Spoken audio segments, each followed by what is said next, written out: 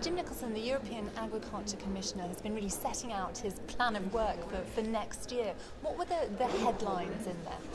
Well, the one thing that's quite clear, there's a lot of work in front of us over the coming months, indeed years. This will get to. He told us he hopes to bring forward the legislative proposals for the future reform of CAP in July. In between that time, the Parliament will be producing our own report from a committee because we do have co-decision in this area. So that will be the first thing. Then there's also animal welfare, the length of time that animals can travel. There's also his proposal, which I don't like, I'm not happy about, on rural development. I did urge him, he said he's listening, but he's been in post now for 6-7 months. It's time to move from listening to action.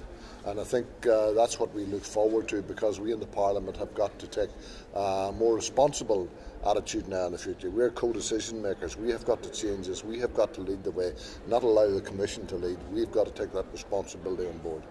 What did he have to say about this big question of reform of the Common Agricultural Policy? Did he have any indication to make about the budget, that all-important subject that many MEPs have been raising? Well, this is the problem. He's not telling us anything. He's just telling us what he's going to do, when he's going to bring it forward, and it's all months down the road. And there's a lot of concern out there, and there's a lot of people trying to second guess what is going to happen. They're trying to make business decisions, what way their farm should go, what way their business should go. We have the situation of the volatility in the grain prices, which is going to drive the price of food to the consumer through the roof, as well as everything else. Never mind the cost to the producer, the production of pig meat, the production of poultry meat, beef. Everything is going to be very much affected by this.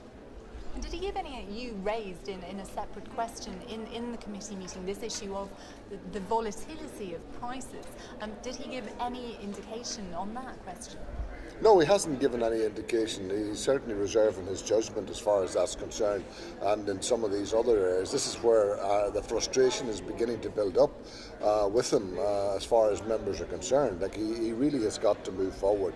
He's taken far too long, and all this business of consulting and listening. There comes a time, you have a decision to make. This is a long process. We're going to run out of time, and there's lots of work to be done. So let's get on to it. Let's identify where we're going. And let's get there.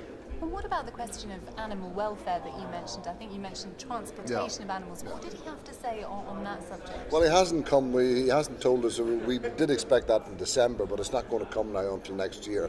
But, if you just look at the amount of legislative programs that we have got to face, it's going to be impossible, rather than spreading them out over a period of time, when we can have time to give them better consideration and hopefully produce better results at the end of the day. But now it's all going to come into a whole funnel at the end of this next summer, and we're going to really have to work overtime, double time, to get this work carried out.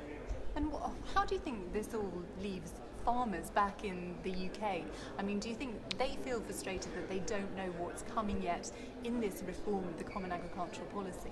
Yeah, most farmers are saying to me, or keep asking me what's going to happen, and I keep saying I can't tell them. So they're nearly saying to me, well, look, why are you over there? And I can understand that frustration, because we're the frustration. That's why I'm telling him in there to look, get a move on. There's no point listening anymore. You must have heard it all.